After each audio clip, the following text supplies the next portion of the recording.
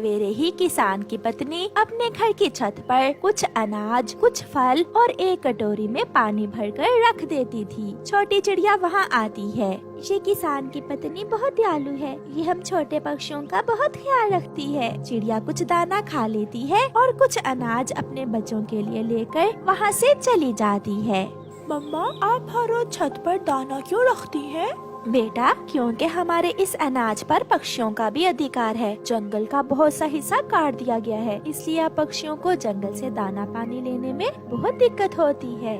आज मैं अपने दोस्तों को भी साथ लेकर जाऊंगी। मैं जाकर सबको बता देती हूँ। चिड़िया अपने दोस्तों के पास जाती है। कबूतर भैया, इंसानों की बस्ती में एक घर की छत पर अनाज और फल होते हैं। मैं हर रोज वहाँ से भोजन लेकर आती हूँ। आप भी मेरे साथ आ जाएं। वहाँ कोई खतरा तो नहीं है चिड़िया बहन? नहीं कबूतर भैया, किसान की पत्नी वो सब हमारे लिए ही रखती है। मिठू भैया, आप भी हमारे साथ चलें। हम भोजन लेने जा रहे हैं। फिर वो तीनों दोस्त कालू कौवे के पास जाते हैं। मगर इंसान बहुत बुरे होते हैं। वो बंदूक भी चला देते हैं। नहीं, किसान की पत्नी बहुत दयालु है। उनसे हमें कोई खतरा नहीं है। फिर वो सब दोस्त इंसानों की बस्ती की तरफ जाते हैं। घर की छत पर इतना सारा भोजन देखकर पक्षी बहुत खुश होते हैं। मैं बड़ा हूँ, इसलिए सबसे पहले मैं खाऊंगा। नहीं कौवे भैया, हम सब मिलकर एक साथ ही खाएंगे। नहीं, ऐसा नहीं होगा। पहले मैं खाऊंगा। ज्यादा भोजन देखकर कौवा लालच में आ जाता है, इसलिए वो दूसरे पक्षियों को खाने से मना कर देता है और पहले खुद दाना खाता है, फिर फल खाता है और फिर पानी पीकर कहता है, मजा आ गया, अब तुम भी खा सकते हो। फिर दूसरे पक्षी भी दाना खा लेते हैं। हम अपने परिवार के लिए भी दाना इस पोटली में डाल लेते हैं। चिड़िया ऐसे कहती है क्योंकि चिड़िया तो हर रोज अपने बच्चों के लिए भोजन लेकर जाती थी। फिर वो सब पोटली में कुछ अनाज और फल डाल लेते हैं। वो सब वहाँ से वापस जंगल उड़ते हैं। रास्ते में जाते हुए कालू कौवे के दिल में फिर से लालच आ जाता है। वो सब जंगल पहुँच जाते हैं। कौवे, आप हम सब का हिस्सा हमें बांट कर दे दो। कौन सा हिस्सा? मेरी पत्नी भी भूखी है और मेरा जग्गू बेटा भी। इस भोजन से तो उनका पेट ही भरेगा। चिड़िया, मैंने आपको मना भी किया था कि इस कौवे को साथ ना लेकर जाओ। इस भोजन में हम सबका हिस्सा है। कौवे भैया, मैंने ही तो आपको उस भोजन के बारे में बताया था। जो भी है, मैं इसमें से किसी को कुछ नहीं दूंगा। कौवा वो पोटली लेकर वहाँ से अपने घर चला जाता है। अपने पति के पास भोजन की पोटली देखकर गोरी बहुत खुश हो जाती है। कालू जी, आज तो तुम इतना सारा भोजन कमा लाए हो।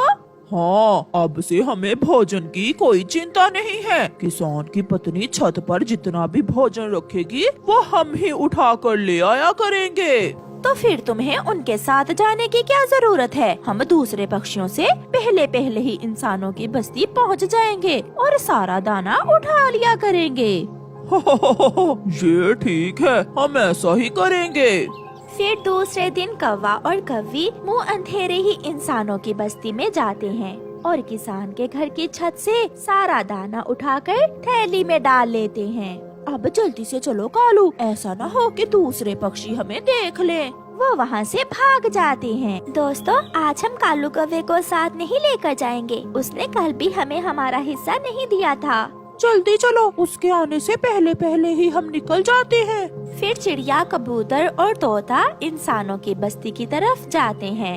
यहाँ तो कुछ भी नहीं है, केवल इस कटोरी में पानी ही है। जिसने पानी रखा उसने दाना भी रखा होगा। ये जरूर उन कौवों का ही काम है। हम उनसे पहले नहीं, बल्कि वो हमसे पहले ही दाना उठा कर ले गए हैं। हम शिकायत करेंगे। हम किसान की पत्नी से दुष्ट कौवों की शिकायत करेंगे। फिर वो सब आंगन में बैठी हुई किसान की पत्नी के पास जाते हैं। माँ जी, वो दुष्ट कौवे हमें आपका रखा हुआ भोजन नहीं खाने देते। आज फिर हम भूखे रहे हैं। वो सारा ही भोजन उठा कर ले गए हैं। जो खाया सो खाया, बाकी जो बचा वो उठाकर घर ले गए हैं अपने। अगर वो कौवे इतने लालची हैं, तो उन्हें उनके लालच की सजा मिलनी चाहिए। आप सब चिंता न करें, उन कौवों को सजा जरूर मिलेगी। पक्षी किसान की पत्नी से कुछ अनाज लेकर वापस जंगल चले जाते हैं। चिड़िया नदी पर बैठी हुई थी जब गोरी कौवी वहाँ मीठा फल लेकर आती है। ये फल बहुत स्वादिष्ट है। गोरी, कहाँ से लिया है आपने ये फल? ये फल मेरी माँ लेकर आई है मेरे लिए। आपकी माँ लाई है या किसान के घर की छत से उठा कर लाए हैं आप? ना ना, हम तो आज इंसानों की बस्ती में गए ही नहीं। दूसरे दिन सुबह सवेरे ही कौवा और कौवी फिर से इंसानों की बस्ती की तरफ चले जाते हैं, मगर आज छत पर दाना नहीं था, बल्कि वहाँ एक पिंजरा पड़ा हुआ था जिसके अंदर कुछ अनाज और कुछ फल थे। कालू जी, यहाँ ये पिंजरा क्यों है? हमें इससे कोई खतरा नहीं है। किसान की पत्नी बहुत दयालु है, हमें उसे कोई डर नहीं है। ऐसा कहते हुए कालू कौवा पिंजरे में घुस जाता है। पीछे ही गोरी कौवी भी पिंजरे में जाती है। जैसे ही वो दोनों पिंजरे में जाते हैं, किसान की पत्नी रस्सी खींचकर पिंजरे का दरवाजा बंद कर देती है। कौवो, लालच बुरी बला होती है। इतना भी क्या लालच कि तुम अपने ही दोस्तों को धोखा देते हो। माँ जी, हमें माफ कर दें। माँ जी, हम लालच में आ गए थे, फिर हम कभी ऐसा नहीं करेंगे। थोड़ी देर बाद दूसरे पक्षी भी वहाँ आ जाते हैं। वो रहे लालची कौवे, वो रहे वो पिंजरे में कैद हैं। किसान की पत्नी ने इन्हें अच्छी सजा दी है।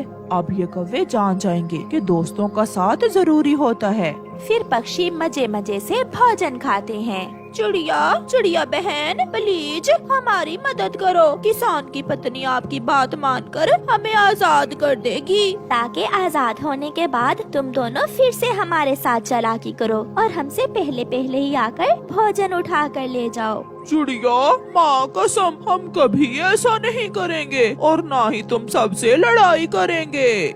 किसान की पत्नी भी सीढ़ी लगाकर ऊपर आती है।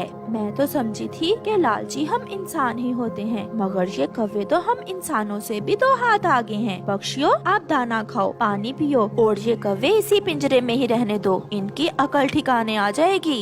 मैं मर जाऊंगा। दोस्तों, मुझे छोड़कर न जाना, मैं मर जाऊंगा। मैं तो कैद में एक दिन भी जिंदा नहीं रह सकता। फिर वो सब पक्षी किसान की पत्नी से कहते हैं, माँ जी, इन्हें माफ कर दें, इन्हें अपनी गलती का एहसास हो गया है। माँ जी, पहले इनसे पेपर साइन करवा लें कि ये फिर कभी लालच नहीं करेंगे। फिर किसान की पत्नी एक पेपर पर लिखती है और उन कौवों से साइन करवाती है और उन्हें आजाद कर देती है। कौवे तो पिंजरे से निकलते ही वहाँ से भाग जाते हैं, जिन्हें देखकर दूसरे पक्षी हंस रहे थे। ऐसे कौवों को उनके लालच की सजा मिलती है। प्यारे दोस्तों, इस कहानी को लाइक करना बिल्कुल मत भूलना। आपका